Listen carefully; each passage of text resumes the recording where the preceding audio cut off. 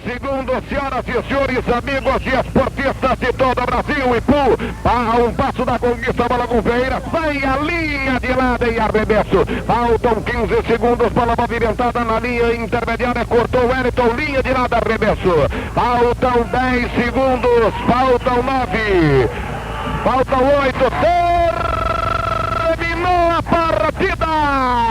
Ipu, campeão do terceiro Intermunicipal de Futebol de Salão. Jorge Rodrigues, rápida reportagem volante. Vai lá, Jorge, com os craques campeões do Intermunicipal. Recordar o passado é viver de novo. Temos que preservar a nossa história, né?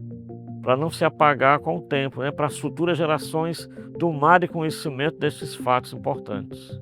É muito emocionante falar de um passado. Mas aquilo ali ficou marcado na sociedade poense e nos corações de muita gente, assim como o meu, do seu e outros tantos. Muito bom ver o futebol do Ipu. Nos enchia de orgulho, a cidade do Ipu. Lembro nós jogadores no Paulo Sarazate aqui, nos abraçando e alguns chorando, que era uma coisa inédita e emocionante. Acho que Ipu não tinha chegado nunca àquela situação. Então foi um negócio que marcou para sempre. Pessoas dedicadas, pessoas que realmente queriam vencer. Foi um fenômeno, a seleção de futebol de salão do Ipu. Treinava-se todo dia à tarde, numa quadrinha bem modesta, simples, lá no Grêmio Ipuense. Então isso começou a chamar a atenção da juventude. Outros times foram criados, houve torneios lá, né? Então, isso foi de suma importância para trazer a juventude para o esporte. Embora não tivesse areninhas, embora não tivesse quadras especializadas. Por exemplo, a seleção do Ipu treinava na quadra do Grêmio, né? Não era coberto, não era nada, era uma quadrazinha normal. Quando nós entrávamos na quadra, a quadra era frequentada por homens e mulheres da sociedade. Então aqui tornou-se assim um local de lazer para a sociedade, não elítica, mas eclética. Se tornou assim um local para que a gente fosse lá e assistir aquele futebol. Foi aqui, atrás desse paredão, que eu vivi e vi aquele time que marcou a história do Ipu e da nossa região. Lulu, Iracema, João de Deus, Ferreirinha e Marcos Baú, o gênio da bola pesada. Na reserva tinha Celdinho, Marcinho Lima, eu, Celdinho, Luiz Inho e o Mestre. Era aqui que eu acompanhei os gritos do BenTV com a equipe, as orientações, os treinamentos, bem diferente de hoje, os treinamentos físicos, os treinamentos táticos e muitas jogadas ensaiadas. Está marcado na minha memória, gravado na minha retina, cada chute bombástico do Iracema, cada drible desconcertante do Ferreirinha e aquele que definia as jogadas, o Marcos Baú.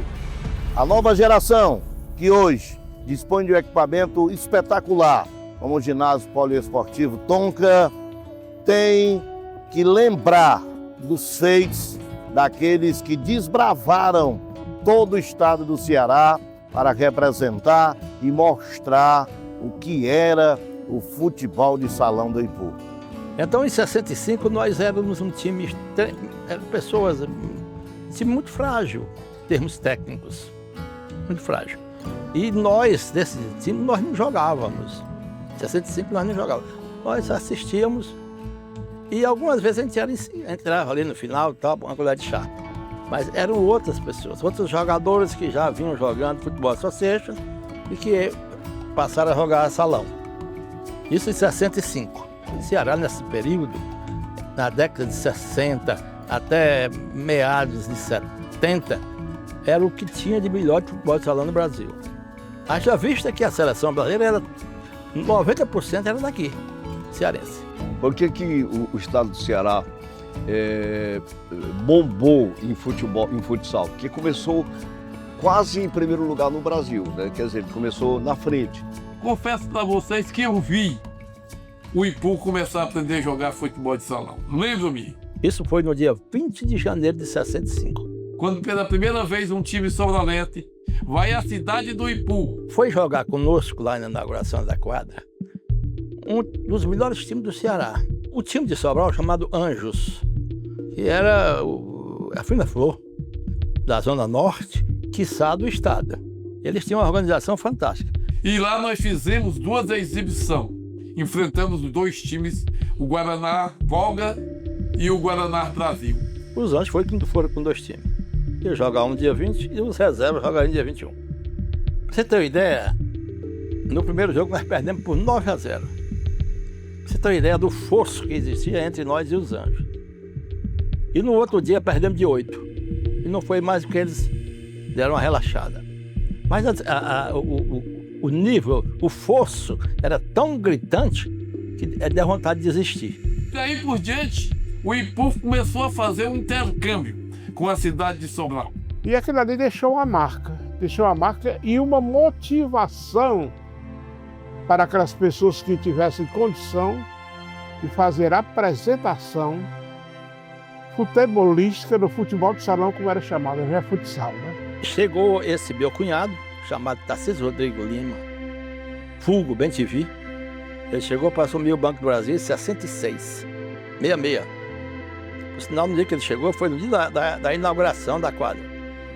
E esse rapaz revolucionou o futebol de salão. Como? Primeiro financeiramente, bancando. Tarcísio ele não era ipuense, né, de saudosa memória. Ele era russano, né, da cidade de Russa, não é Nova Russa, que é aqui vizinho. Russano, da região jaguaribana.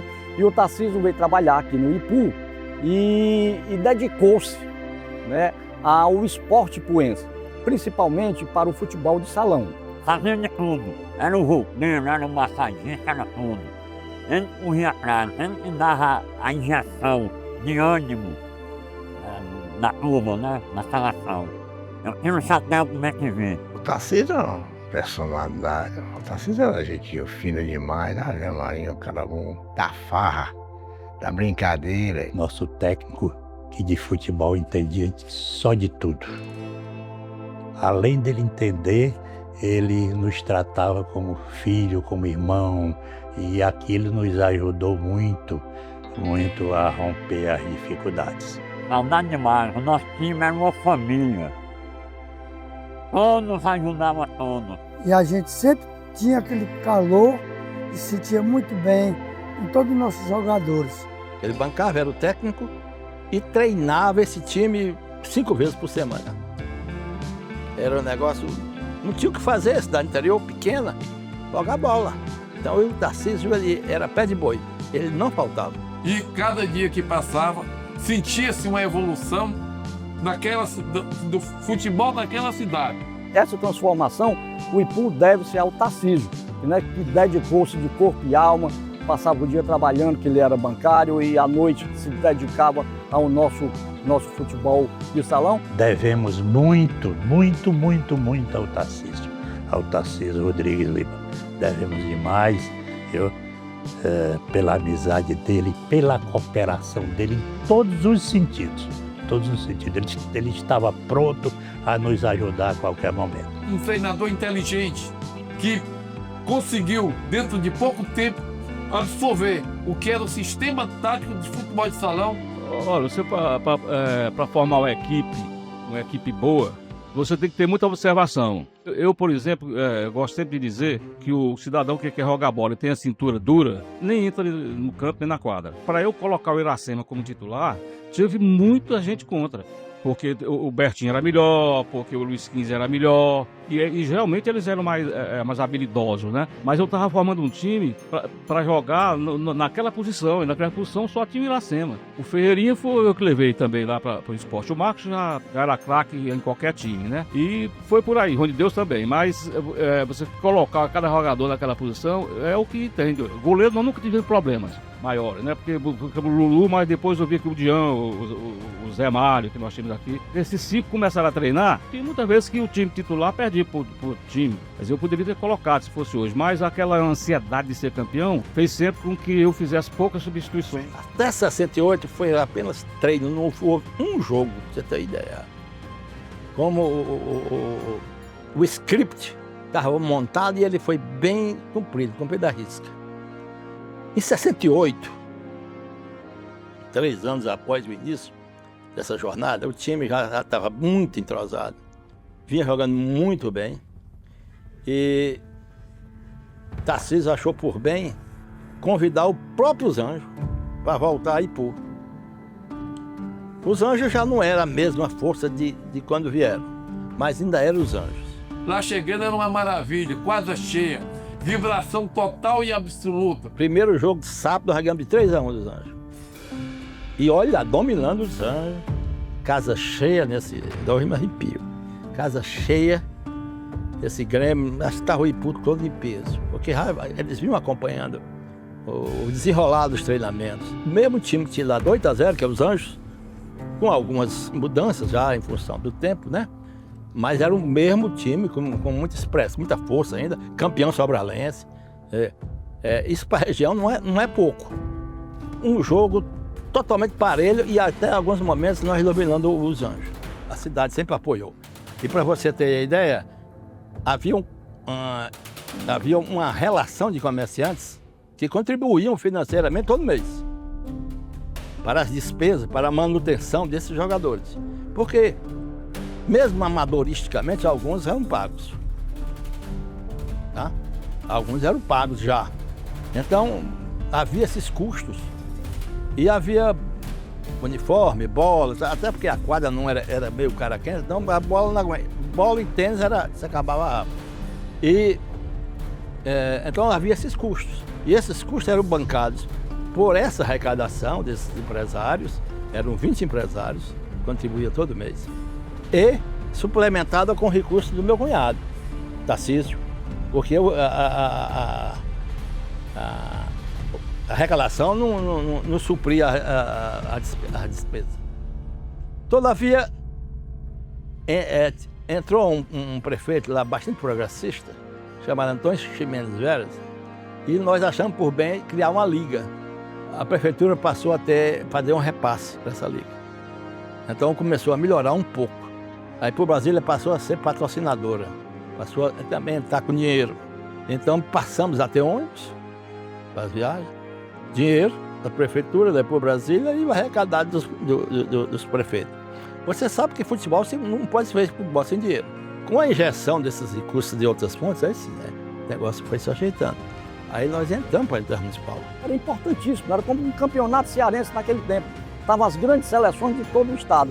Então era uma competição muito valiosa, muito competitiva. Era formidável. Cada time era a altura mesmo. Era uma rivalidade muito grande entre Ipu, Nova Russa, Crateús, Sobral. Ipu brilhando, né? Claro, com cidades maiores, mais desenvolvidas. E isso aí para nós foi muita felicidade, muita alegria. No início do ano de 72, a seleção de Ipu foi treinar em Araras, que hoje é município de Vajota. E o goleiro local do Araras era o Lulu. E a seleção de Ipu estava sem um bom goleiro. Aí convidaram o Lulu para participar do elenco, né? Convidaram e ele aceitou o convite. O grande goleiro participou do elenco até o final. Aquilo não vai acontecer mais não.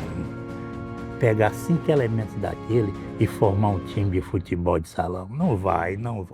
Não tem como, porque cada qual era insubstituível. O Marcos, para mim, foi o melhor jogador que eu já vi. Para mim. Era um extraordinário jogador. Tinha o Marco, Deus me livre. O Marco era de uma categoria fora de série. Tinha o João de Deus, que chutava com 2 pés, viu? Que era na esquerda. O Ferreirinha era daqueles que era mais de desarmar. Ferreirinha que é o pai do Codó, já tava pra cara. E tinha o Iracema com as pernas muito grandes, e recebeu até o nome de Iracema, o apelido, porque cada passada dele correspondia a 2 dos adversários. Então ele descia pelo lado direito.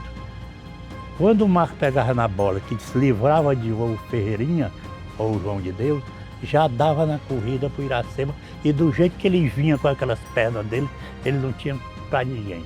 Casa cheia, lotada, a quadra era lotadíssima. Eles gostaram muito do futebol e a quadra era super lotada, o cara do Ipu. O pessoal vibrando. Eram times bons mesmo, viu? Que ele, nessa época aí os prefeitos andaram investindo nisso, certo?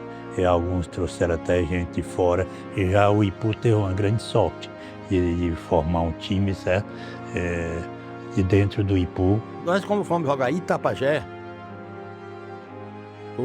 a Verdes foi acompanhar. O Farias tinha viajado para Sergipe, se eu não me engano, para Sergipe acompanhando o Ceará, um jogo lá. E o Peter Soares foi narrar. Nesse tempo ele estava na Verdes Mares. E o Peter Soares se deslocou com outro repórter e deslocou-se para Itapajé. Nós ganhamos de 6-2 de Itapajé. Começamos a perder de 2-0, eu me machuquei, a Paulistinha saí, no primeiro tempo terminou 2-1 para Itapajé. O Robertinho fez um gol, o cara que entrou no meu lugar. No segundo tempo nós viramos para 6-2. E o Peter Soares estava lá e disse, olha, não tem time melhor do que esse de vocês no termo municipal. E lembro bem, quando ele nos chamou, falou com o Tarcísio, falou conosco, e no ar, entrevistou e disse, olha, não tem time melhor do que o de vocês. Você, o Ipu, é o time a ser batido no termo municipal. Então isso, lógico que deu moral. A gente ouviu disso, de um locutor esportivo, de renome, né? Conhecidíssimo. Foi criando moral. E a gente ganhando, né?